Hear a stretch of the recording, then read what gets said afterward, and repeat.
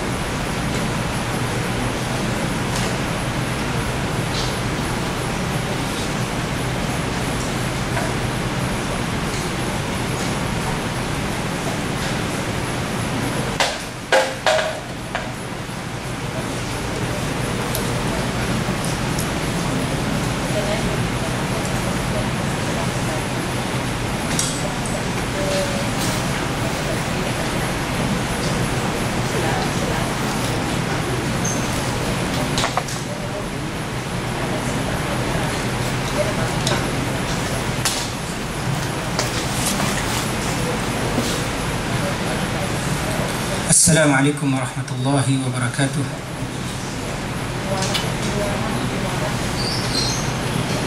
Bismillah, wassalatu wassalamu ala rasulillah wa ala alihi wa sahbihi wa man wala.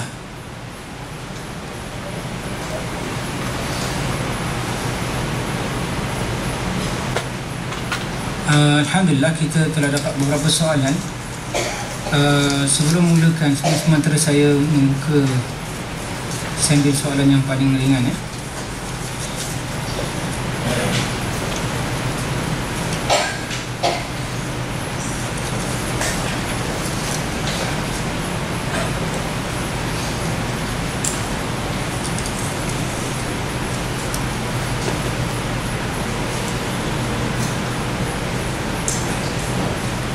apakah pandangan Ustaz tentang majlis selawat Nariyah yang perlu dibaca sebanyak 4,444 kali dalam kumpulan? 4,400 44 kali. Alhamdulillah, kita mulakan dengan memuji kepada Allah SWT dan selawat ke atas Nabi SAW. Berkenaan dengan selawat Nariyah, sebenarnya tidak ada dalil yang menunjukkan akan kelebihannya. Tak ada dalil yang sahih. Begitulah dengan selawat Nariyah dan selawat Badriyah yang diamalkan oleh kebanyakan orang. Kita lihat sebenarnya dalilnya tidak kukuh, dan bahkan sebagian orang kata dia adalah maudhu', maknanya ciptaan. Jadi apabila kita balik kepada selawat, ambillah selawat yang Nabi ajarkan kepada umatnya, yang mana kita diperintahkan untuk lakukan atau bacakannya dalam solat. Sudah tentulah merupakan apa? Ianya merupakan yang terbaik. Jadi dengannya ambillah dengan selawat yang lebih baik. Tapi untuk menghadkan bilangannya, kita kata elakkan. Mana kita selawat, berapa banyak yang kita Allah SWT berikan taufik untuk kita berselawat. Manakala kita katakan mestilah selawat demikian bilangannya dan demikian, kita katakan kalau ada dalil yang menunjukkan, kita lakukan. Tapi kalau tidak ada dalil, hanya kita katakan daripada pandangan, saranan dan sebagainya daripada ulama, kita katakan dia tidaklah menjadi sandaran kita. Jadi kita katakan, amalkanlah sesuatu yang kita pasti yakin bahawa insya-Allah amalan itu akan diterima oleh Allah Subhanahu Wa Taala. Elakkan daripada amalan yang mana kita akan menyesal kelak kerana tidak diberi pahala daripada sudut melakukannya, bahkan mungkin membawa kepada dosa kerana tidak berpada dan mencukupi dengan apa yang dibawa oleh Nabi. Kita datangkan yang selain daripada itu, dan kita pilih selain daripada itu, lebih kita utamakan apa yang dipilihkan Nabi SAW ke atas umatnya. Jadi dengan itu kita perlu mengambil perhatian. Bagaimana cara merawat orang terkena pelalau? Saya tak tahu pelalau apa. Boleh siapa terangkan saya? Apa mana pelalau?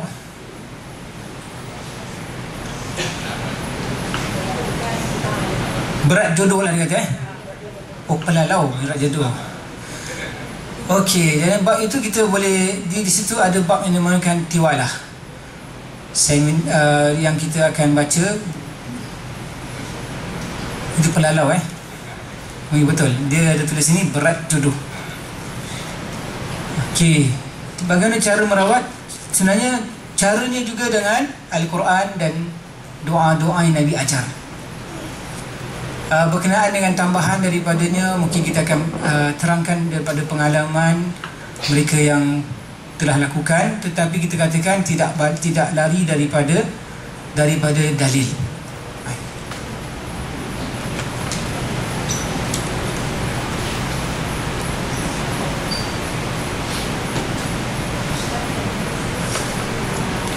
Berkenaan dengan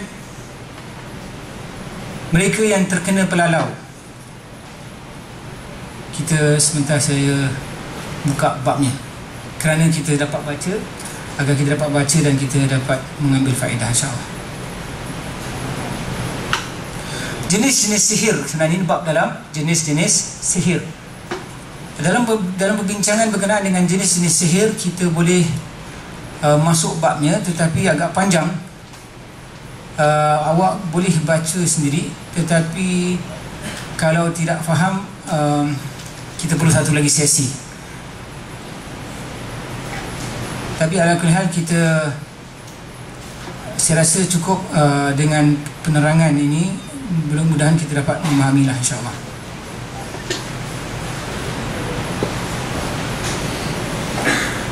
Dalam perbincangan, sebenarnya saya ada membabkan buku ini dengan beberapa tajuk, mukaddimahnya, lalu berkenaan dengan jin, sejarah jin, ciri-ciri dan sifat jin, jenis-jenis jin. Jin dari sudut asal ciptaan mereka dan kekuatan mereka yang ada. Jin juga mempunyai kabilah, makna ada berpuak-puak dan berkaum-kaum. Sebahagian binatang dapat melihat jin dan syaitan. Jin mencuri pendengaran dari langit. Kemudian bilakah jin bertempiaran? Ini saya minta maaf kerana tak sempat saya habiskan. Jadi oleh itu saya minta maaf dahulu. Ini insyaAllah dalam versi yang lain lah, redaksi yang lain. Jin dari sudut keimanan, kekufuran, kebaikan dan kejahatan. Dari sudut ada dalam perkara keimanan, ada yang beriman, ada yang tidak, dan ada yang baik dan ada yang jahat. Dan perbincangan berkaitan dengan hukum bagi sesiapa yang mengingkari kewujudan jin dan kerasukan hakikatnya. Ini hakikat kerasukan. Ruqyah pula, apakah itu ruqyah? Perbincangan di situ ada juga. Adakah disyariatkan untuk merawat orang yang dirasuki syaitan? Maknanya apabila ada orang yang dirasuki, adakah kita disyariatkan untuk mengubati, merawat mereka? Kalau tak disyariatkan, biarkanlah. Tapi adakah disyariatkan? Maka di sini perbincangannya. Bermakna kita lakukan di atas dasar mendekatkan diri kepada Allah. Kerana Nabi SAW bersabda, "Man istata'a yanfa'a akhahu falyaf'al." Barang siapa yang dapat memberi manfaat kepada saudaranya, maka lakukan. Maka dengan ini kita katakan bahawa adakah digalakkan kita untuk membantu saudara kita? Kalau kita boleh meruqyah, lakukanlah. Kalau kita ada masanya. Masalah yang kita lihat kadang-kadang tak ada masanya untuk kita lakukan. Kerana ada di sini permasalahan yang kita timbangkan. Terutama misalnya kalau minta kepada ustaz-ustaz, ini ada masalah sikit. Ustaz-ustaz sibuk sangat dengan mengajar dan sebagainya. Jadi adakah diutamakan mengajar ataupun individu?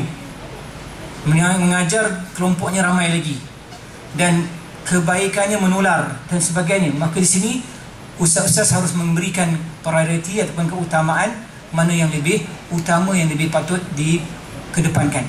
Kalau dapat gabungkan, alhamdulillah. Tapi kalau tidak, kerana para ustaz, para asatizah mengetahui keadaan mereka, kemampuan. Kerana kalaulah mengubat ini, dia bukan masa sejam, setengah jam, 5 minit, tak makan masa. Kadang-kadang sampai 3 jam, kadang-kadang sampai 4-5 jam, sampai kadang 2 hari, dan kadang-kadang berhari-hari. Nah, kemudian kita akan dalam buku ni ada perbincangan berkaitan dengan cara merawat rasukan jin. Ada tahap sebelum rawatan dan tahap semasa rawatan dan tahap selepas perawatan. Cara bagaimana mengetahui kehadiran jin pada pesakit. Ini pun kita tak payah scanning. Yang mana menggunakan batu-batu. Sekarang ni mungkin menggunakan alat elektronik misalnya. Dan tak perlulah kita gunakan cara demikian. Kita hanya gunakan Al-Quranul Karim sahaja. Bagaimana berurusan dengan jin muslim dan apa yang kita perintahkan kepadanya. Mana kita harus cekal dan mengatakan dia 10 keluar. Tak ada negosiasi. Maknanya kalau dia kata aku keluar dengan sebab akan aku keluar kalau kau buat ini, jangan. Kau keluar saja. Tak ada apa? Tidak ada syarat-syarat yang kita terima. Dia harus keluar saja. Kerana kezaliman yang dilakukan ini, dan kita harus sedarkan dia bahawa dia lakukan satu kezaliman. Dan kezaliman adalah kegelapan. Kita takutkan dia kepada Allah dan hari akhirat. Kemudian kita lihat bagaimana berurusan dengan jin kafir. Lepas itu tahap selepas perawatan yang saya bincangkan tadi. Kemudian nasihat kepada peruqyah. Ini penting. Jadi siapa yang meruqyah perlu membacakan bab ini. Sihir. Lalu kita masuk bab sihir pula. Sejarah sihir. Bila mula sihir ni? Kemudian umat-umat terdahulu yang mengamalkan sihir. Golongan di antaranya adalah sihir ahli Babil, sihir ahli Parsi, sihir ahli Mesir, atau sihir masyarakat Cina kuno misalnya. Mereka semua ada amalan-amalan sihir yang mereka lakukan. pertemuan di antara Nabi Musa dengan para ahli sihir. Ini kisah, kita boleh gabungkan semua dalil-dalil untuk menerangkan akan kisah yang berlaku di antara bagaimana pertemuan Nabi Musa dengan kita katakan ahli-ahli sihir yang diperintahkan untuk mengalahkan Nabi Musa AS dengan sihir mereka. Kemudian kemudaratan sihir. Adakah benar sihir ni memudaratkan? Adakah sampai dia boleh membunuh, atau dia sampai boleh melakukan sesuatu kemudaratan yang lain, atau dia sampai boleh, kita katakan boleh. Lepas tu kita lihat lepas itu masuk dalam perbincangan, adakah sihir ini mempunyai hakikat atau hanya khayalan sahaja, atau merasakan seorang itu merasa sakit tetapi sebenarnya dia tidak sakit dan sebagainya. Ini perbincangan yang mana sebenarnya adalah sihir itu ada hakikat. Bahkan ulama dalam perbincangan mengatakan sihir itu sampai boleh mengubah seseorang kepada keldai, kepada sesuatu dan sebagainya, yang kita lihat sebahagian mungkin lakukan, dan menyebabkan ada orang boleh terbang dengan menggunakan penyapu dan sebagainya. Ini ulama telah bincangkan lama. Jadi bukan satu gambaran yang digambarkan oleh pihak barat mengatakan apa yang kalau ahli sihir ni dia boleh terbang dengan menggunakan penyapu dan sebagainya. Tapi kita kata ini bukan satu perkara yang baru, dia telah dikatakan oleh ulama terdahulu. Bagaimana seseorang boleh menjadi seorang ahli sihir? Ini bukan untuk kita jadi ahli sihir, belajar ni nanti kita jadi ahli sihir, bukan. Untuk kita hindarkan daripada menjadi ahli sihir. Nah, kerana apa? Kerana apabila kita tidak tahu, kadang-kadang kita dah jadi ahli sihir pun, kita belajar sesuatu cara-cara perubatan, rupanya dia ada unsur-unsur kesihiran. Jadi perlu kita ambil tahu, perlu kita ambil tahu supaya kita tidak masuk dalam perkara itu. Syarat-syarat yang pasti ada untuk ahli sihir mendapatkan bantuan syaitan. Tidak ada syarat-syarat yang kita lihat kalaulah dilakukan pasti syaitan akan bantu. Sebab tu kadang-kadang ada orang yang dia mengubat orang lain, orang yang kena rasukan dan sebagainya, cepat keluar. Kita kata, ni orang ni berkesan, ni orang ni mujabud dakwat, dia terima, doanya diterima. Terkadang tidak semestinya. Harus kenal pasti dahulu cara dia mengeluarkannya, apa dia baca dan sebagainya. Dan kisah yang kita lihat, Nabi SAW pernah disihir. Kemudian perbincangan berkenaan dengan Nabi SAW disihir. Kemudian hukum mempelajari sihir dan mengajarkannya. Apa hukumnya? Jadi sihir dan pembahagiannya. Ini kita yang mana soalan tadi ditanya di dalam bab ini. Maklumat penting berkenaan dengan sihir. Bagaimana hendak mengenal perawat yang menggunakan sihir ataupun tidak. Pandangan Islam dalam merawat dari sihir dan cara untuk melindungi daripadanya. Cara-cara yang disyariatkan untuk melindungi dari kesihiran. Cara-cara yang disyariatkan untuk menghilangkan sihir selepas berlakunya. Dan tanda-tanda sihir secara umum. Ini waktu tidur. Tanda-tanda sihir semasa dalam keadaan berjaga. Dan gangguan jin ini terbahagi pada 4 bahagian. Kemudian perlu kita lihat, menjauhi dari dosa besar adalah perkara terpenting dalam agama ini. Makna bukan kerana kita nak larikan diri dari bersihir, dari berjin baru kita tinggalkan dosa besar. Tidak. Dasar meninggalkan dosa besar, dosa-dosa ini adalah kerana larangan Allah. Kerana kalau kita lakukan, kita akan dapat kemurkaan Allah. Itu paling penting, dasar utama yang mendorong kita meninggalkan larangan-larangan Allah. Bukan kerana takut anti jin kacau, takut kerana sihir, bukan. Itu bukan.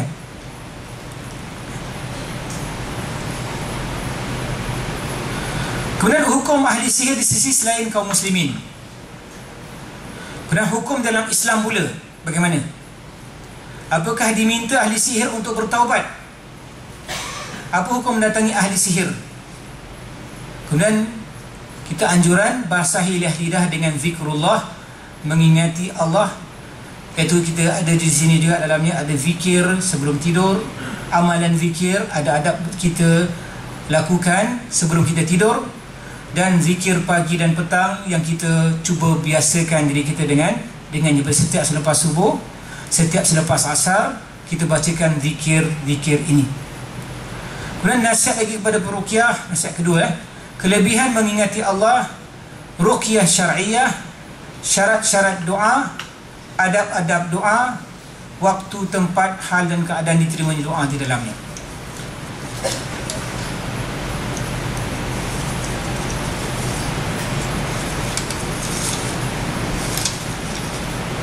Jadi saya nak tanya, begitu kalau nak baca semua tak boleh lah. Kita hanya ada masa yang singkat. Bab mana yang kita nak masuk dulu? Silakan.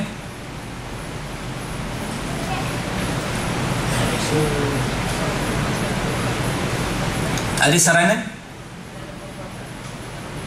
Nah, peruqyah. Baik.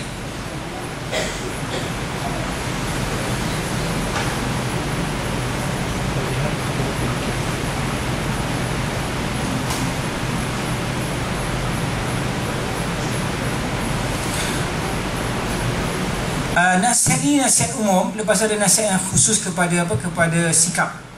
Tapi ini adalah daripada sudut peruqyah. Dan apa kita nak maksudkan peruqyah ni, setiap individu daripada kita. Maknanya awak apabila kita dah mempelajari ruqyah syar'iyah, bermakna setiap daripada kita berkeahlian untuk meruqyah, insya-Allah. Jadi pertama sekali kita harus mengukuhkan pertama hubungan kita dengan Allah. Hubungan kita dengan Allah pincang. Dengan perbincangan inilah kita lihat kita tidak dapat mengambil faedah daripada kalam Allah dan sunnah Rasulullah sallallahu alaihi wasallam. Bacaan-bacaan kita kepadanya tidak dihayati, dan kesan-kesan kepadanya juga berkurangan. Balik kepada kita punya pegangan, balik kepada akidah kita terhadap Allah Subhanahu wa taala. Dan apabila kita membesarkan apa yang tak patut dibesarkan dan takutkan apa yang tak patut ditakutkan, itulah menyebabkan menghambat kepada kita akan kesembuhan. Kerana sesungguhnya kita lupa bahawa semua yang mengganggu kita adalah makhluk kepada Allah Subhanahu wa taala. Nasihat ini ditujukan kepada siapa yang diberi taufik oleh Allah untuk merawati dengan menggunakan ruqyah syar'iyah agar ia menjadi cebisan-cebisan faedah untuk diambil sebagai pedoman bagi jalan kebajikan ini yang menyampaikan kemanfaatan kepada orang lain. Ia boleh dirumuskan dengan nasihat-nasihat berikut. Pertama, ikhlas kepada Allah. Hendaklah seorang peruqyah selalu matlamat dan kehendaknya dalam segala perbuatannya tidak menginginkan menunjuk-nunjuk. Kadang-kadang datang penyakit riak ini. Kita kata riak ni penyakit kerana dia datang daripada sifat kita yang kita suka untuk menampakkan orang perbuatan kita, untuk menunjukkan orang kebolehan kita, untuk membuat orang rasa kagum terhadap kita. Jadi ini semua adalah penyakit hati. Dan penyakit hati ni kalau besar, semakin besarlah kita lihat riak kita, dan semakin susahlah kita hendak ikhlas. Jadi pertama sekali kita baiki perkara yang menjadi hambatan kepada kita. Hambatan bagi kita menjadi hamba Allah yang sebenar. Bukan untuk jadi peruqyah, bukan. Untuk menjadi hamba Allah yang sebenar. Kerana amalan yang kita buat kerana menunjuk-nunjuk, dia akan menjadi balak bencana bagi kita. Nabi SAW bersabda, Ana aghna syuraka'a ani syirk, man asyraka fihi ma'i ghairi taraktuhu wa syirkah. Aku adalah yang paling kaya di antara pensyarikat-pensyarikat. Barang siapa yang mensyarikatkan aku dengan selainku, maka aku tinggalkan dia dengan yang disyarikatkannya. Daripada dalil lain menerangkan bahawa Nabi SAW mengatakan Allah SWT menyuruh orang itu mengambil atau meminta pahala atau balasan daripada orang yang dia tunjuk-tunjuk. Sedang kita yakini bahawa setiap daripada kita meyakini bahawa orang yang kita tunjuk-tunjukkan ini tidak sedikit pun dapat memberi manfaat kepada kita. Hatta sebahagian mereka tak dapat memberi manfaat kepada kita di dunia lagi tak dapat, apatah lagi di akhirat. Bayangkan kalau kita solat, lalu datang ada orang lihat kita solat, kita lalu memperindahkannya. Kita tak kenal pun dia, tak akan dapat pujian pun daripadanya, tapi kita buatkan untuk dia, menunjukkan dia. Jadi kita orang yang paling rugi. Kenapa? Kerana tak dapat pun dunianya, lagi-lagi di akhirat, lagi terus kita tidak akan dapat. Dan ini dinamakan sebagai syirik tersembunyi. Membatalkan amalan yang kita lakukan tidaklah termasuk dalam syirik yang terbesar. Sebagaimana Allah Ta'ala firman, la in asyrakta la yahbatanna amaluk. Kalaulah sekiranya engkau mensyirikkan Allah Ta'ala, Allah akan gugurkan amalan-amalan kamu. Jadi bukan semua amalan. Berbezanya syirik besar dengan syirik kecil adalah syirik besar menggugurkan semua amalan, manakala syirik kecil menggugurkan amalan yang dilakukan menunjuk-nunjuk pada orang. Amalan itu yang dilakukan tidak diterima oleh Allah. Maka dengan itu perlulah kita lakukan sebagaimana Allah SWT berfirman, wa ma umiru illa liya'budullaha mukhlishina lahud-din hunafa'a wa yuqimus salata wa yu'tuz zakata wa dzalika dinul qayyimah. Padahal mereka tidak diperintahkan melainkan supaya menyembah Allah dengan mengikhlaskan ibadah kepadanya, lagi tetap teguh di atas tauhid, dan supaya mereka mendirikan salat serta memberi zakat, dan yang demikian itulah agama yang benar. Jadi pastikan setiap amalan kita yang sekecil-kecilnya sampai sebesar-besarnya, termasuk dalam kita meruqyah sesiapa pun, hatta diri kita sendiri, kita lakukan semata-mata ikhlas kepada Allah. Ikhlas adalah salah satu syarat penerimaan amalan. Satu lagi syaratnya adalah mengikuti akan sunnah Nabi sallallahu alaihi wasallam.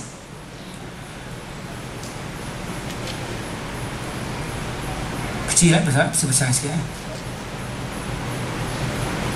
Betul besar.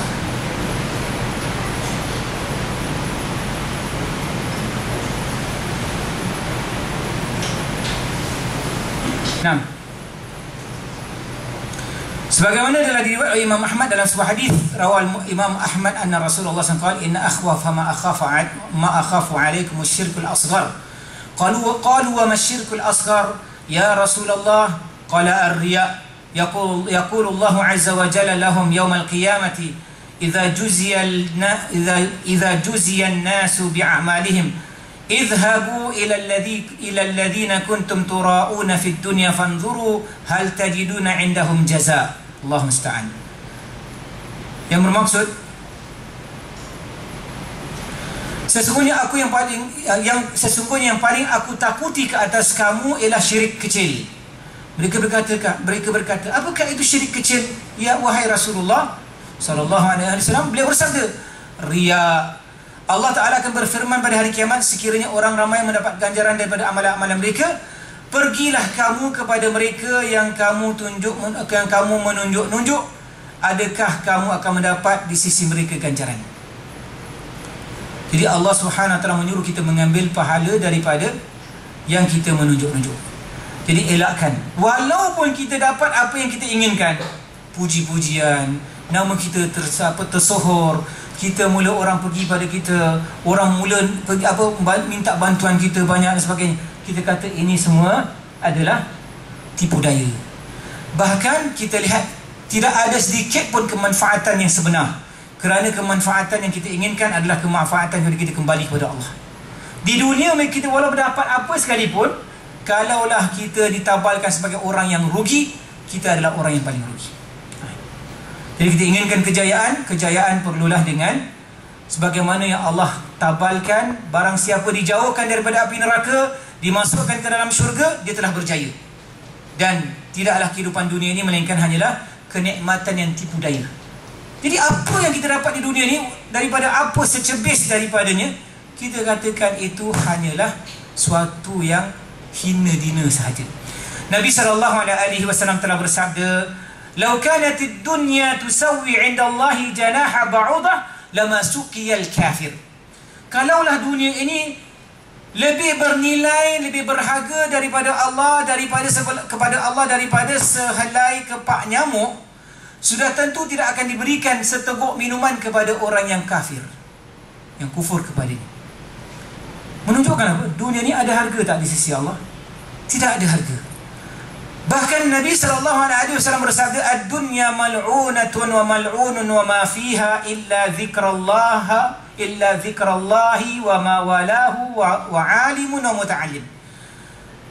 Dunia ini dilaknati dan apa yang ada di antaranya dilaknati, melainkan zikrullah, peringatan kepada Allah, dan apa yang terkandung di dalam yang berkaitan dengannya. Ini zikrullah. Wa alimun, yang mengajar dan yang belajar. Jadi kita lihat siapa yang berkaitan dengan zikrullah, kerjanya, pelajarannya, dia belajar dan dia buat apa-apa berkaitan dengan zikrullah, alhamdulillah terlepas daripada laknat, pelaknatan ini. Kalau dia dari golongan yang mengajar dan yang belajar, maka kita masuk dalam kategori itu, juga terkeluar daripada pelaknatan ini. Menunjukkan bahawa dunia ini bukanlah dijadikan sebagai matlamat, dijadikan sebagai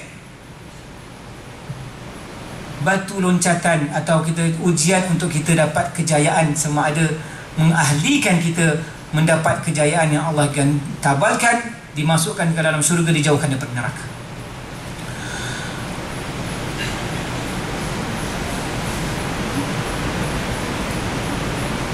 Kemungkinan tergerak dalam diri seorang perawat, perasaan menunjuk-nunjuk apabila perbuatannya itu mula mendapat perhatian orang ramai. Maka mereka mula memberikan perhatian kepadanya, mula meminta darinya ruqyah. Maka waspadailah dari ini, kerana sesungguhnya merupakan kelemahan diri yang akan membatalkan amalan-amalan salih. Hendaklah niat iaitu adalah merawat mereka yang ditimpa dengan ain, sihir dan rasukan.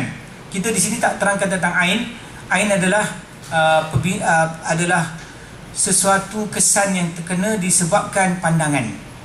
Nanti kita akan bincangkan sedikit kalau ada masa.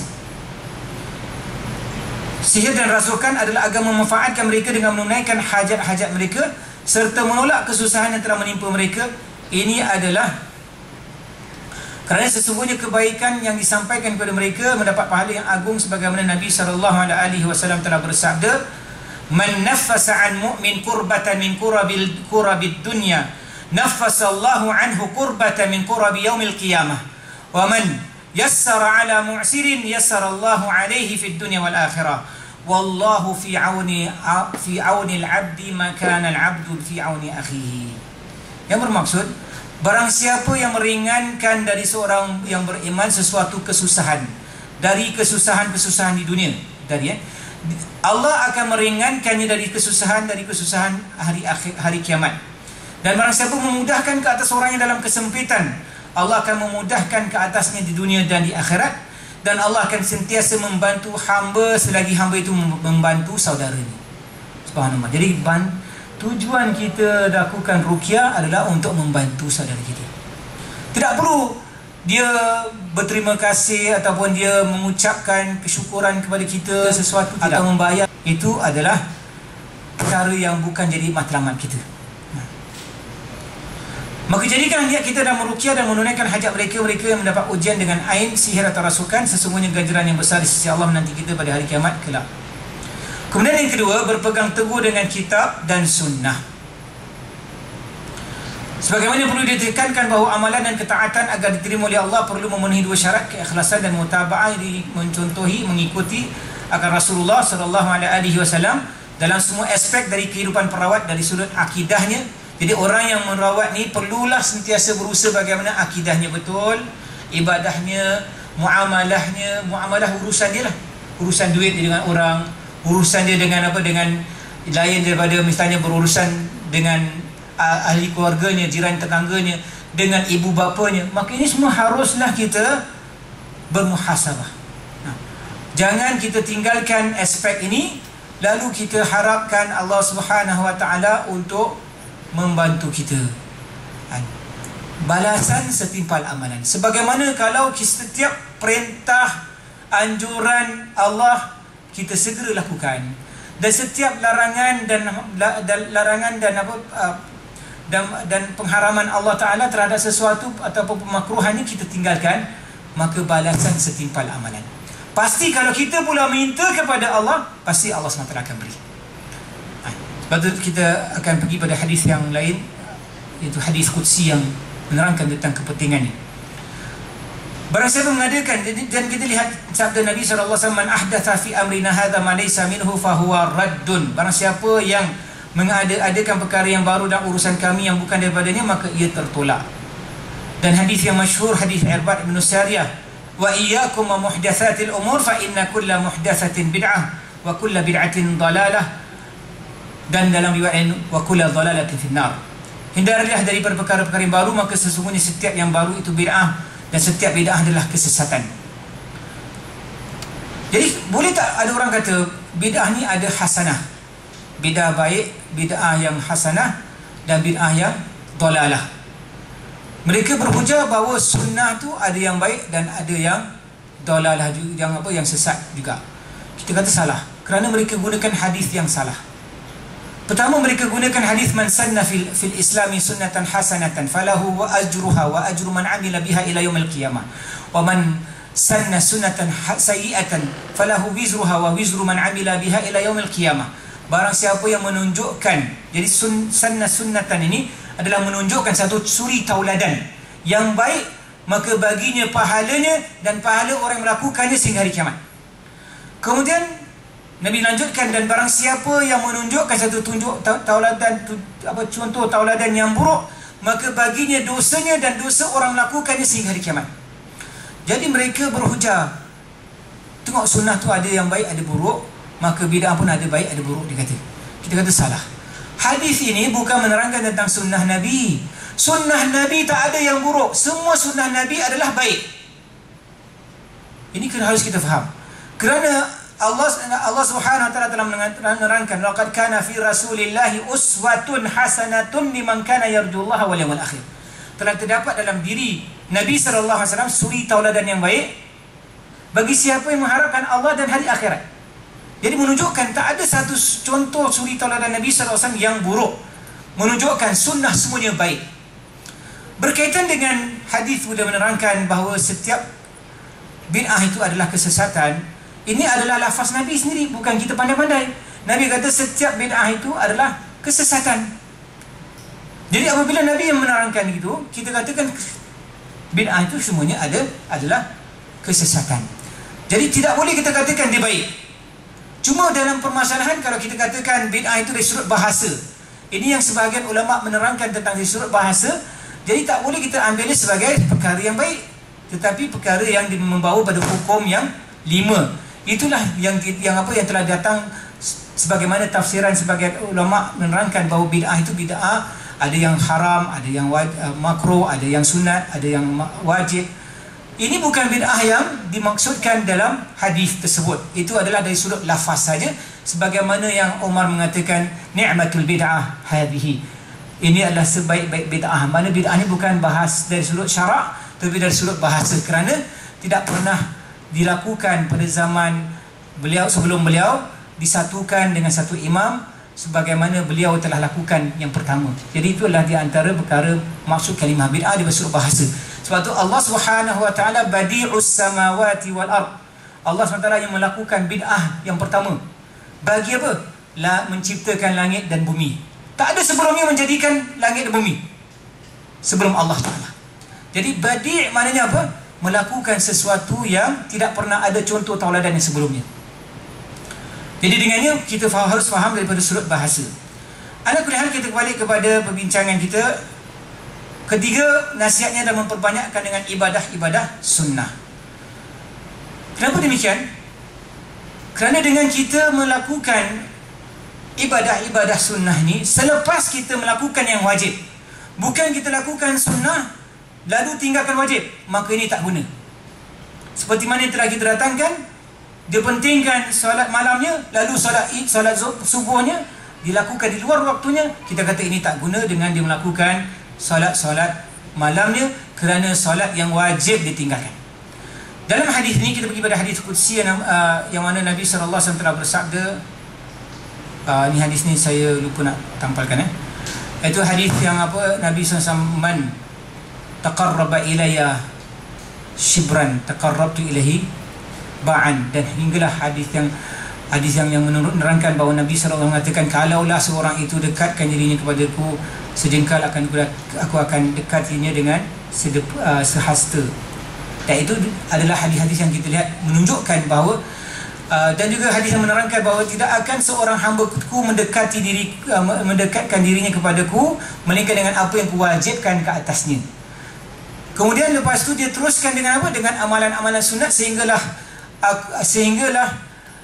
aku menjadi penglihatan yang dia melihat dengannya, pendengaran yang dia mendengar dengannya, tangan yang dia berpegang dengannya dan kaki yang berjalan dengannya, dan sekiranya dia minta kepadaku akan aku berikan, dan sekiranya dia minta perlindungan daripadaku akan aku lindunginya. Jadi menunjukkan amalan sunat ni akan menyebabkan seorang dekat lagi kepada Allah Subhanahu Wa Taala, sehingga apabila dia minta sesuatu Allah akan berikan kepadanya, dan kalau dia minta perlindungan daripada sesuatu Allah akan lindunginya. Jadi penting kita baiki hubungan kita dengan Allah Subhanahu Wa Taala. Kita balik kepada ada lagi nasihat satu lagi.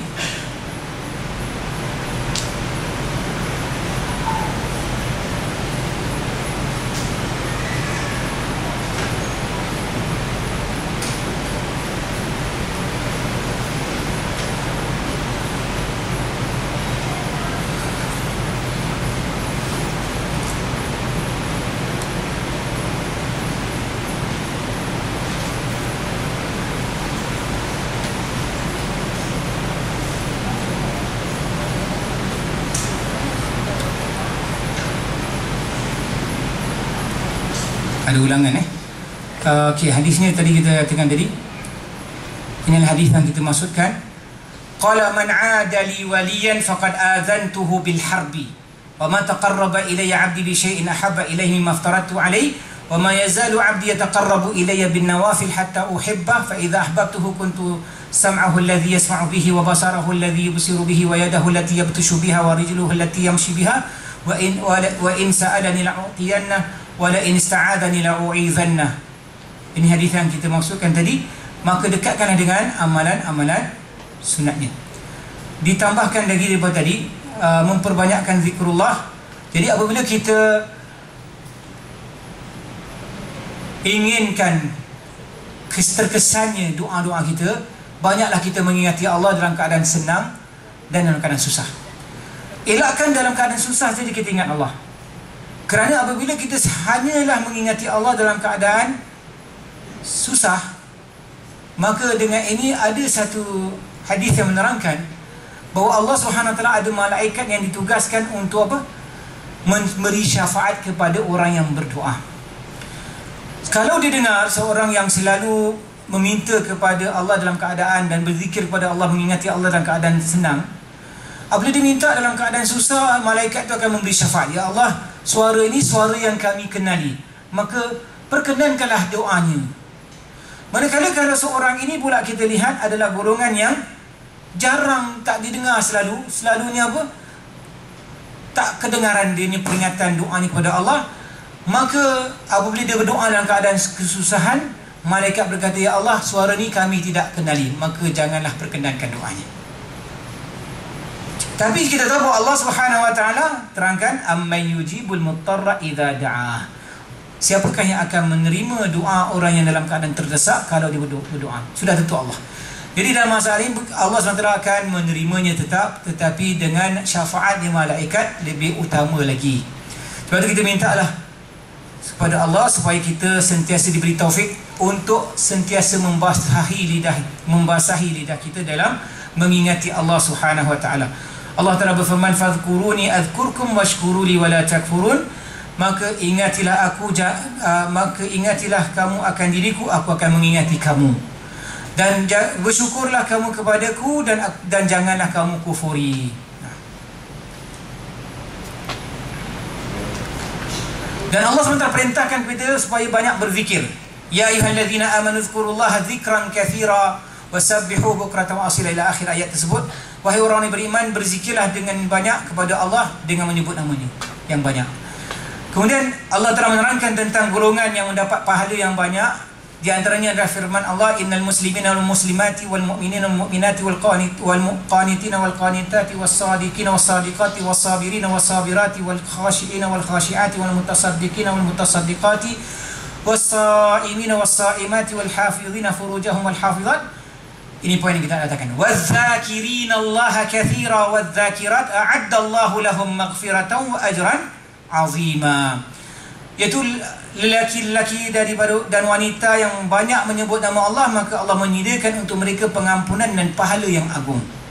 Jadi jangan lupa bahawa peringatan kita kepada Allah akan pasti dapat kita mensucikan diri kita sendiri, kerana kita perlu menyucikannya dengan sentiasa mengingati Allah. Hati ini akan karat, dan karatnya dengan dosa-dosa yang kita lakukan. Jadi kalau kita sentiasa mengingati Allah, akan hilanglah kekaratan itu, akan dilemparkan cahaya yang akan menerangi hati tersebut, sehingga dapat kita mengenal pasti mana yang buruk sebagai buruk, yang baik sebagai baik.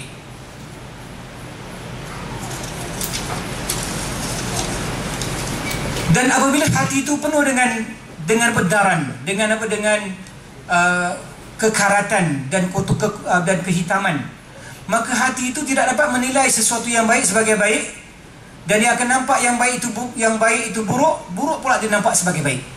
Ini disebabkan hati apabila telah tercemar, hati telah dikotori, dinodai dengan dosa dan dosa. Semoga Allah berikan kepada kita peringatan kepadanya. Dan Allah Ta'ala berfirman, "Wadhkur rabbaka fi nafsika tadarru'an wa khifatan wa duna al-jahri min al-qawli bil ghuduwi wal asal wa la takum min al-ghafilin." Yang bermaksud, dan sebutlah nama Tuhanmu dalam hatimu dengan merendahkan diri dan rasa takut daripada siksaannya, serta tidak mengeraskan suara di pagi dan petang hari, dan janganlah kamu termasuk orang-orang yang lalai. Allah perintahkan kita jangan sampai kita tergolong dengan golongan yang lalai. Pada lepas pagi, pada pagi hari, pada petang hari, banyakkanlah kita berzikir. Dan zikir yang telah Nabi ajarkan kepada kita adalah zikir yang telah saya katakan tadi, zikir pagi dan zikir petang. Buatlah sebagai rutin yang awak lakukan dan tak tinggalkan. Kalau lemah sangat pun awak lakukan seberapa mampu awak. Sekurang-kurangnya hal pagi dan petang-petang awak masih mengingati Allah Subhanahu wa taala. Dan Nabi SAW bersabda, "Mathalul ladzi yadhkur rabbahu walladzi la yadhkuruhu mathalul hayy wal mayyit." Perumpamaan orang yang mengingati Rabbnya dan yang tidak mengingati Rabbnya adalah perumpamaan yang hidup dan yang mati.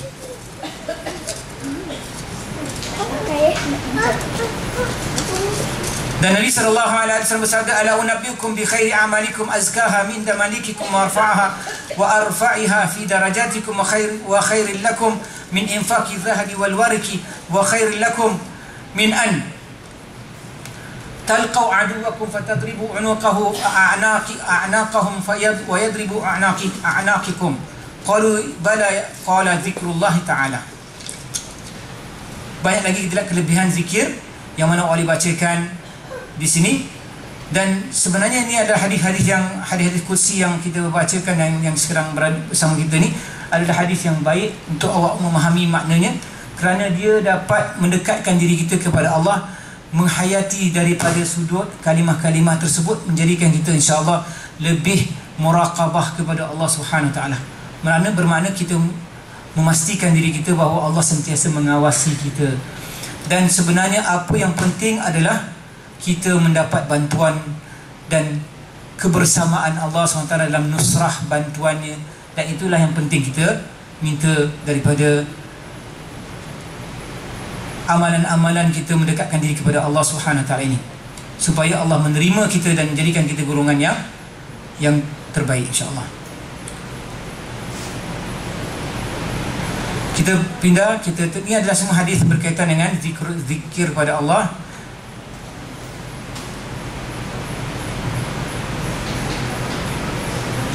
Tentang berzikir. Jadi, dan kelebihan mengingati Allah. Di sini ada saya datangkan kelebihan mengingati Allah Subhanahu Wa Taala. Imam Ibn Qayyim telah menyebutkan lebih kurang 100 kelebihan. Berikut ini datangkan sebahagian daripadanya. Jadi banyak kelebihan kita berzikir. Yang dimaksudkan berzikir bukan yang kita maksudkan dengan kumpulan-kumpulan yang kita kena pekik-pekik dan sebagainya, tidak. Kita maksudkan sini zikir sendiri-sendiri. Jadi bukan kita tak menganjurkan zikir, menganjurkan, bahkan kita kata zikirlah dengan zikir Allah, tapi dengan cara yang Nabi ajar, dengan lafaz-lafaz yang Nabi telah anjurkan. Di antaranya kelebihan zikir ni, dia menghalau syaitan, mengalahkannya dan memecahkannya. Ini sebab kita ruqyah. Di antaranya kita katakan bahawa apabila hubungan kita baik, kita dengan zikir kita itu insya-Allah akan menghalau syaitan, mengalahkannya, memecahkannya. Dan dia meredakan Allah Azza wa Jal, menghilangkan kerisauan dan kerunsingan di hati. Ada banyak kerisauan, banyak kerunsingan. Tapi kerunsingan ini dapat kita hilangkan dengan kita apa? Dengan kita mengingati Allah Subhanahu wa taala. Bahkan menguatkan hati dan badan. Macam mana pula kuatkan badan? Kita tahu kisah apabila anaknya Fatimah ingin apa? Hamba. Lalu Nabi SAW mengalihkannya pandangannya daripada mengambil hamba-hamba, bacalah zikir sebelum tidur 33 kali, Subhanallah, Alhamdulillah 33 kali, Allah Akbar 33 kali, dan akhirkan dengan La ilaha illallah ataupun 34 kali. Jadi dengan itu menunjukkan zikir ini dapat menggantikan hamba, kekuatan, memberi kekuatan kepada kita. Begitulah Nabi SAW menerangkan orang yang salat subuh dengan berjemaah. Ini maksudnya kaum lelaki di masjid mana? Kalau dia salat berjemaah di masjid, dia pagi-pagi itu dia akan berubah keadaannya. Nasyid apa dia? Tegas. Tayyibul qalbi. Hatinya baik. Tapi kalau dia tak salat berjemaah pula, dia malas dan hatinya pula busuk. Maknanya dia asyik cari pasal aja dengan orang hari itu. Kenapa? Ini mesti tak salat subuh berjemaah. Kadang-kadang kita boleh katakan demikian. Jadi kadang-kadang kita katakan ini adalah sebab daripada apa? Daripada zikir. Zikir ni jangan kita lihat kebaikannya hanya kepada kekuatan hati, tetapi kekuatan jasad juga. Memberi cahaya di wajah dan hati, menarik rezeki, menyelaputi orang yang berzikir, kehebatan di hati orang ramai, merasa kemanisan serta terang hati, mewarisi kasih sayang dan merupakan roh Islam, berkitar darinya kesenangan dan keselamatan. Allah telah menjadikan bagi setiap sesuatu sebagai sebab, dan menjadikan sebab kasih sayang dengan berterusan mengingati Allah tidak terputus. Maka barang siapa yang ingin mencapai kasih sayang Allah, maka hendaklah banyak berzikir kepada Allah. Jadi sebagaimana Allah Ta'ala firman, innal ladzina amanu wa 'amilus salihati sayaj'alu lahumur rahman wudda. Barang siapa yang beriman dan beramal saleh, Allah akan letakkan dalam hatinya kasih sayang. Di antara orang-orang yang beriman ni, Allah terangkan bahawa mereka ada kasih sayang. Jadi kasih sayang ni daripada apa? Daripada melakukan amalan saleh. Jadi amalan-amalan saleh termasuk zikrullah.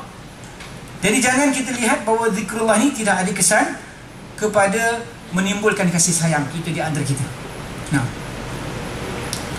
mewarisi sifat muraqabah sehingga memasukkan pada bab ihsan. Kita merasakan Allah sedang melihat, mengawasi kita, selalu mengetahui apa perbuatan kita, gerak-gerik langkah kita. Maka dengan ini kita telah sampaikan diri kita kepada tahap ihsan. Kalau tak dapat kita beribadah, menyembah Allah seolah-olah kita melihatnya, kita menyembah Allah dengan mengetahui bahawa Allah sentiasa melihat kita. Itulah ihsan. Darjat ihsan yang kedua. Kemudian mewarisi sifat inabah, ia adalah kembali kepada Allah Azza wa Jalla. Apabila sahaja banyak dia kembali kepada mengingati Allah, dia akan mewarisi dengan kerap kembali kepada Allah dengan mengingatinya, sehingga dalam keadaan dia takut, dia mendapat suaka, dalam kenikmatan atau dia dalam memohon kenikmatan atau dia dalam memohon perlindungan, kiblat hatinya serta tempat dia berlari apabila ditimpa sesuatu ujian dan balak, tetap dia mengingati Allah Subhanahu wa taala. Jadi inilah yang kita nak, inabah, sifat inabah. Sentiasa kembali kepada Allah, sentiasa condong kepada Allah. Dalam apa keadaan sekalipun, kita kembalikan diri kita kepada Allah Subhanahu wa taala.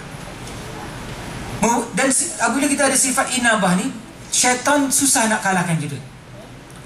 Kerana kalau kita rasa nikmat datang, kita rasa diri kita lah yang berhak dan sebagainya. Ini kerana apa? Tak ada sifat inabah. Kita tahu bahawa ini adalah semua pemberian Allah.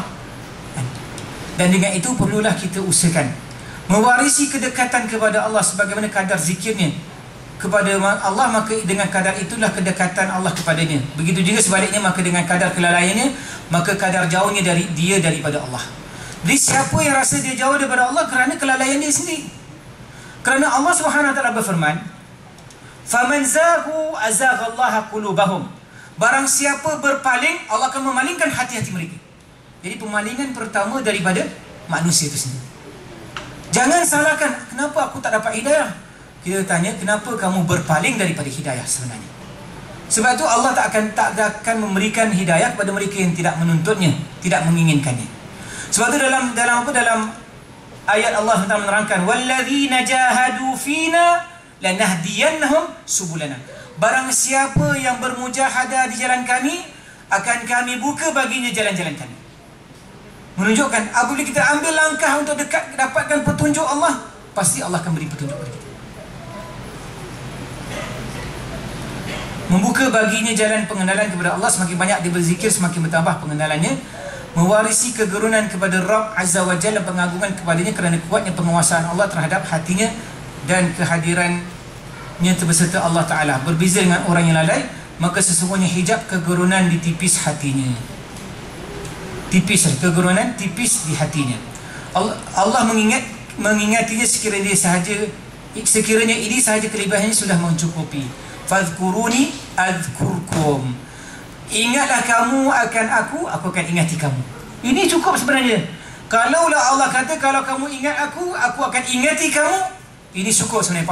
Pahala atau ganjaran ini sudah cukup untuk kita menggerakkan kita untuk berzikir kepada Allah sentiasa. Tapi Allah dah terangkan begitu banyak, masih lagi kita tak tergerak. Menunjukkan kelalaian yang terlalu besar terhadap yang kita alami sekarang ini. Yang ke-16, hidup hatinya, iaitu seperti ikan yang berada di air, sekiranya dikeluarkan dari air, maka matilah hati itu. Kemudian makanan dan santapan bagi hati dan roh.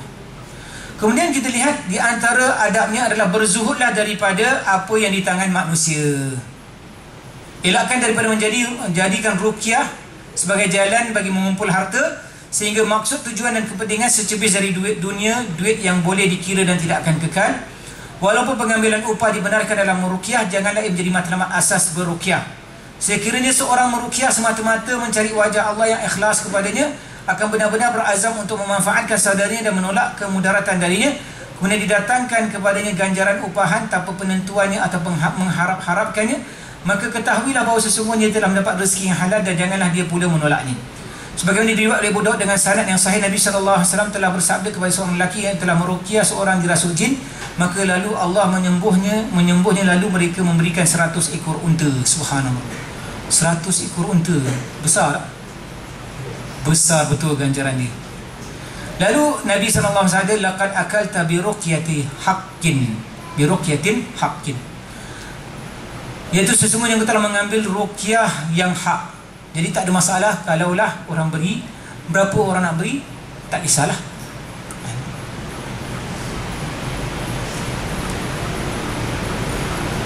Kena memastikan agar aurat sentiasa terpelihara.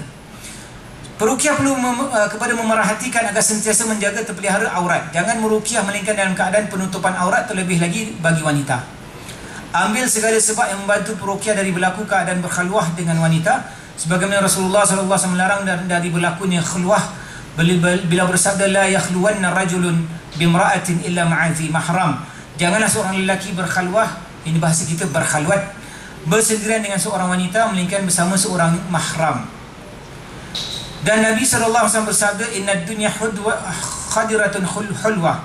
Dalam riwayat, inna dunya hulwatun khadirah. Wa inna Allah azza wa jalla mustakhlifukum fiha fayanzuru kaifa ta'malun fattaqud dunya wattaqun nisa fa inna awwala fitnati bani Israel kanat fin nisa. Yang bermaksud sesungguhnya dunia ini hijau dan manis, dan sesungguhnya Allah azza wa jalla menjadikan kamu dalamnya sebagai khalifah. Lalu melihat bagaimana kamu beramal, hindarilah dunia dan hindarilah wanita, kerana fitnah ujian yang pertama yang berlaku ke atas Bani Israel adalah disebabkan fitnah wanita. Jadi peruqyah ni harus mengambil langkah berjaga-jaga. Terlebih lagi dalam meruqyah wanita, yang pastikan dia tidak sentuh. Saya pakai sarung tangan, tak kisah sentuh, dia tak boleh. Sarung tangan ke atau apa lapikan pun kita jangan. Kerana apa? Kerana dia bukanlah petunjuk daripada Nabi dan sahabat. Dia tak perlu kita pegang. Yang memberikan kesan daripada bacaan kita Allah, yang mengeluarkannya juga Allah. Jadi bukan kena pegang baru terkesan orang tersebut. Kalau kita memegang orang yang kita boleh pegang, tak ada masalah. Kalau kita tak boleh sentuh orang yang kita sentuh, maka ini dalam melakukan, inginkan kebaikan, kita lakukan larangan. Jadi elakkan. Jangan campur baurkan perubatan, merawat seseorang dengan kemaksiatan. Orang bertanya pula, habis doktor boleh pegang macam mana? Kita katakan, kalau kita cakap pasal doktor pun, dia berkadar. Kalau dalam keadaan dibenarkan darurah. Tapi apabila ada doktor wanita, tidak boleh kita pergi pada doktor lelaki. Maka dengan itu kita katakan dikadarkan. Darurah dikadarkan dengan kadarnya. Berkenaan dengan ruqyah ni kita katakan bukan dengan cara pegangan mesti baru berkesan.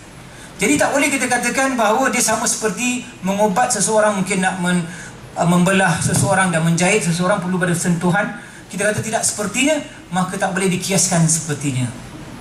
Bezanya kita katakan, kedua-duanya satu perkara yang beza, maka tak perlu sentuhan untuk kita merawat wanita. Lalu waspada dari jatuh pada kesilapan semasa merawat. Ini antara kesilapan yang berlaku. Ada beberapa kesilapan, bahkan amalan-amalan yang batin kemungkinan peruqyah melakukan, maka wajib untuk berhati-hati kepadanya dan memberikan amaran agar jangan jatuh dalamnya. Di antara perkara itu boleh dirumuskan seperti berikut. Sebahagian peruqyah akan berusaha sedaya upaya agar dapat berbual-bual bersama-sama dengan jin atau berbual dari lisan pesakit, kemudian bertanya-tanya selepas itu beberapa soalan-soalan yang kepadanya, kemudian bertanya berkenaan dengan agamanya, siapa yang utusnya, dari mana dia datang, kenapa tidak keluar dari jasad pesakit, dan ini semua menafikan petunjuk Rasulullah sallallahu alaihi wasallam. Pertama, kerana sesungguhnya Nabi sallallahu alaihi wasallam tidak menambah semasa meruqyah seseorang yang dirasuk dengan memerintahnya. Ukhruj aduwallah fa ana Rasulullah. Keluarlah wahai musuh Allah, maka sesungguhnya aku utusan Allah. Ini adalah kerana syaitan terkenal dengan pendustaan mereka. Sebab tu bila Nabi SAW membenarkan Abu Hurairah tentang apa yang diajarkan oleh syaitan, sadaqaka wa huwa kadhub, Nabi SAW bersabda, dia telah berlaku jujur kepadamu sedang dia adalah pendusta besar. Jadi menunjukkan pendustaan besarnya itu adalah sifat yang lazim kepadanya. Tapi kalau dia berkata benar, hanya yang boleh membenarkan atau menerangkan bahawa dia telah berkata benar Nabi SAW. Jadi dengan itu dapat endorsement ataupun penerangan mana yang betul mana salah daripada Nabi, tak ada masalah. Tapi sekarang ni kita kalaulah syaitan ataupun jin cakap dengan kita sesuatu, kita boleh kenal pasti tak dia cakap betul atau tidak? Tak boleh. Jadi sebab itu tak ada jalan untuk kita mengatakan dia betul 100%. Tak boleh kita percayakan. Dia kata fulan yang lakukan begini, kita tak elakkan. Keluarlah wahai musuh Allah, maka sesungguhnya aku utusan Allah. Ini adalah kerana syaitan terkenal dengan pendustaan mereka, dan dengan melakukan ini mereka membuka pintu pada kerosakan sesama manusia. Mulalah dia lagakan dia dengan ipar dia, dengan birasnya, yang dia kata dengki dengannya dan sebagainya. Ini kata ini semua adalah buka jalan bagi syaitan melagakan di antara kita. Maka jin akan berkata, si fulan telah mengutusku, menghantarku, maka dengan ini akan timbul permusuhan dan kebencian di antara kaum kerabat, terputuslah silaturahmi. Kedua, dakwaan sebahagian perawat bahawa sesungguhnya dia boleh mengarah jin pergi suatu bahagian dalam badan yang dirasuk, dan kemudian mengikatnya suatu tempat dalam badan dengan benang, kemudian menusuk jarum ke tempat tersebut dari badannya, lalu membunuh jin itu. Ini adalah dakwaan dan perbuatan yang batil, tiada asas bagi dalam syarak. Begitu juga membuka jalan pintu-pintu pendustaan dan kekarutan dan penyelewengan. Ini banyak berlaku. Aku keluarkan pedang, aku sembelih kau, sembelih misalnya, mati dia. Dia pun bila-bila mati. Kita kata ini, jadi macam kita katakan apa? Macam mana awak keluarkan pedang? Pedang ni awak macam nampak. Dan ini satu perkara yang kita katakan tidak tepat dilakukan. Pertama, tidak ada petunjuk. Kalau ada petunjuk daripada Nabi, bolehlah kita katakan. Tapi kalau tak ada petunjuk, kenapa kita katakan dia sebagai satu perkara yang perlu? Sebagian perawat membaca sebahagian ayat Al-Quran ke atas pesakit dan terkena ain, sihir atau rasukan, kemudian dia menuding ke arah salah satu tingkap dari tingkap di bilik. Kemudian selepas itu pergi ke tingkap yang lain dan membacanya juga selepas itu, dan dia berkata pada akhirnya, aku telah menutup tingkap-tingkap dan tidak akan mampu satu jin pun yang akan mengenakanmu dengan sesuatu kemudaratan. Amalan ini sebenarnya batil, tiada dalil baginya, dan dia adalah dakwaan. Bahayanya apa? Dia rasa dia yang telah menutup dan dia yang menghalang. Jadi ada masalah, kita katakan perlu kita ambil perhatian. Jangan sampai kita lakukan perkara seperti itu. Sebagian perawat mendakwa bahawa sesungguhnya mereka mempunyai kemampuan untuk mengikuti urat-urat pesakit dengan jari-jari mereka.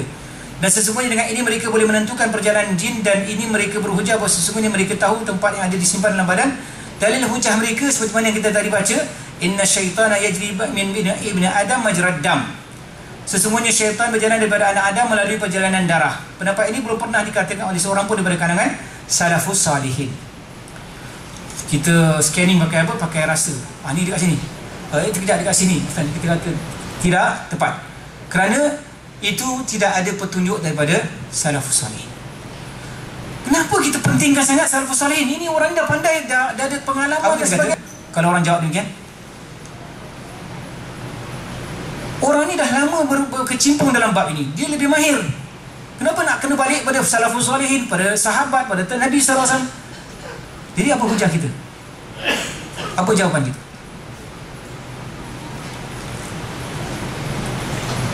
Nah, fadal.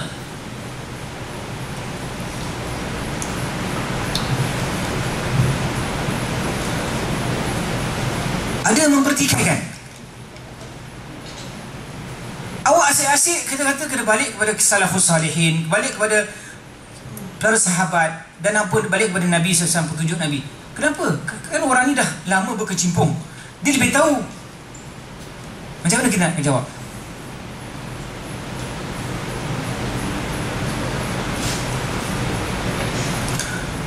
Kita katakan, apabila seorang melakukan sesuatu yang dirasa benar, dia terus akan melaziminya. Kita kata, daripada mana kamu tahu ini adalah cara yang betul? Tidak ada cara yang kamu boleh buktikan inilah cara yang betul. Jadi dengan itu kita kata, kalau perbuatan ini pernah dilakukan oleh para salafus salihin, yang kita tahu bahawa mereka dapat sudah tentu daripada sahabat atau tabi'in, dan telah dapat daripada sahabat, lalu dapat daripada Nabi SAW, kita kata okeylah, masih lagi kita lihat ada petunjuknya. Tapi kita lihat ini perkara yang baru. Macam mana boleh kita dakwakan sesuatu yang tidak ada sumbernya untuk kita meyakini seakannya? Sebagian perawat mengambil cara memukul dan mencekik dengan kuat dan ganas hingga meninggalkan kesan yang memudaratkan kepada pesakit. Kaedah perawatan sebenarnya hanyalah perlu seorang itu meruqyah dengan ruqyah syar'iyah yang diambil daripada Al-Quran dan doa-doa yang ma'thur yang sahih. Seorang, kemudian kita lihat sesungguhnya petunjuk Nabi SAW dalam meruqyah adalah seorang yang meruqyah itu mengambil berat pada setiap keadaan seseorang yang terkena ain, sihir atau rasukan dengan khusus.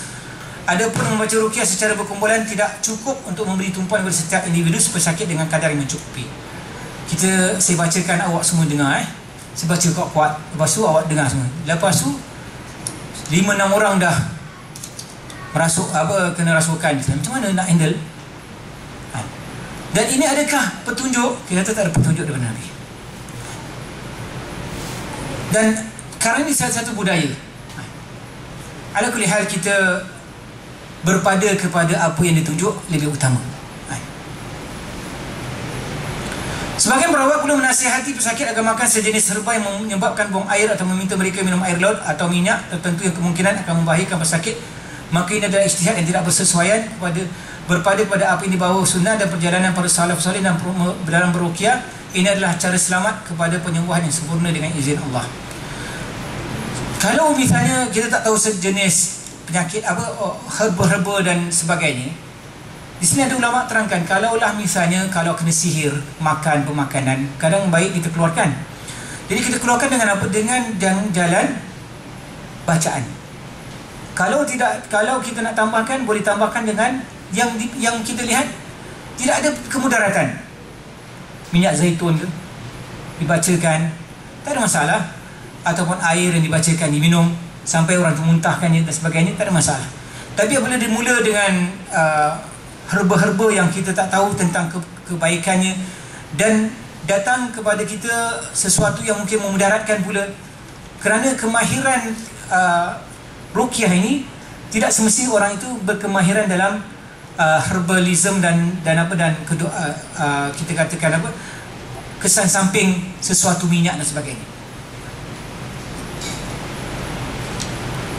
Sebahagian perawat pula mendakwa mempunyai kemampuan mengeluarkan jin dari jasad pesakit dan membakarnya. Ini juga ada dakwaan yang batil yang tak mempunyai asas. Ini adalah kerana sesungguhnya sekiranya sudah boleh, ini sekiranya ini boleh, sudah tentu diterangkan oleh Rasulullah dalam hadis yang sahih, dan beliau sallallahu alaihi wasallam adalah orang yang pertama melakukannya. Begitu juga sahabat-sahabat adalah orang yang kedua melakukannya, mencontohi Rasulullah.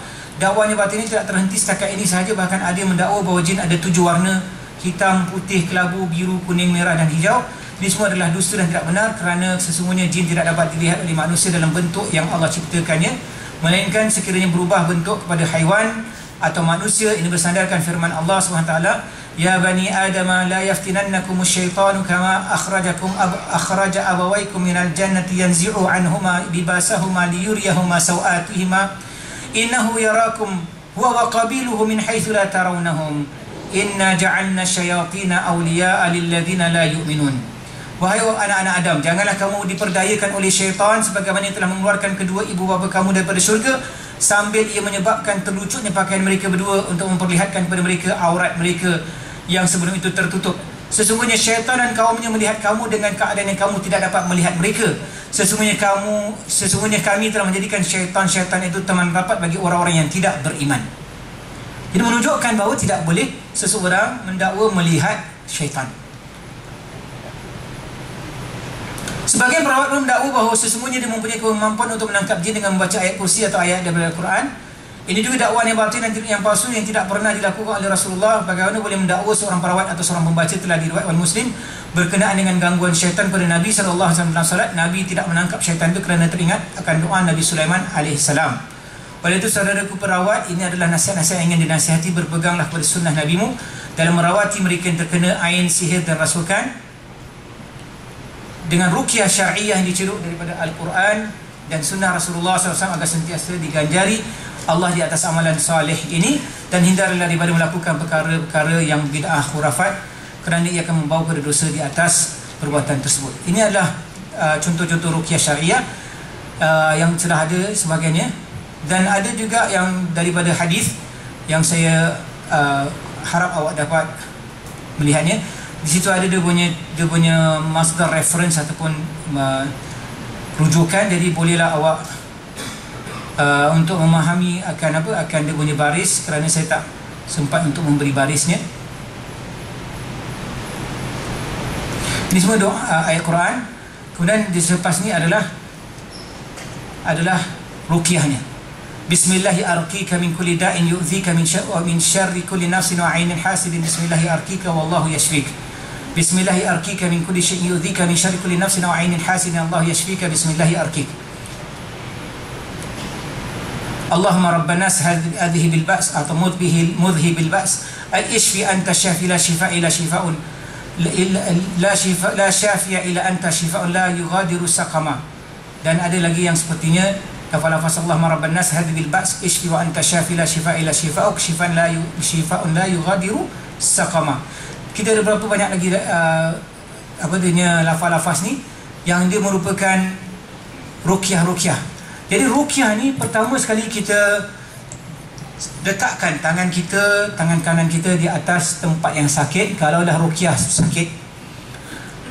Dan ruqyah itu kalaulah misalnya ruqyah untuk seseorang yang dirasuk atau sebagainya, letakkan di atas kepalanya. Bagi kaum lelaki kepada lelaki, wanita kepada wanita, dan tidak sebaliknya. Kalau dia mahram tak ada masalah. Kalau mahram tak ada masalah. Maknanya kalaulah dia mahram kepada lelaki dan lelaki pegang pada perempuan yang mahramnya tak ada masalah. Begitu juga wanita kepada lelaki yang mahramnya tidak ada masalah. Tapi maksud larangan itu adalah kepada yang bukan mahram. Walaupun dengan berlapik, walaupun dengan cara yang kita lihat yang mungkin dengan sarung tangan ataupun sapu tangan dan sebagainya. Kemudian kita bacakan lafaz-lafaz yang telah didatangkan. As'alallahal azim rabbal arsyil azim ayashfiyak. Okey, kita terus sekarang kita berpindah pada soalan kerana masa pun sudah hampir kepada jam 3, tapi kita mulakan awal lah. Kerana saya rasa banyak sangat soalannya. Untuk kita kita habiskan, saya rasa mungkin sebahagian saja yang dapat dibaca. Ala kulli hal, kita mulakan dengan soalan. Ada soalan lain yang lain saya harap awak dapat memanfaatkan InsyaAllah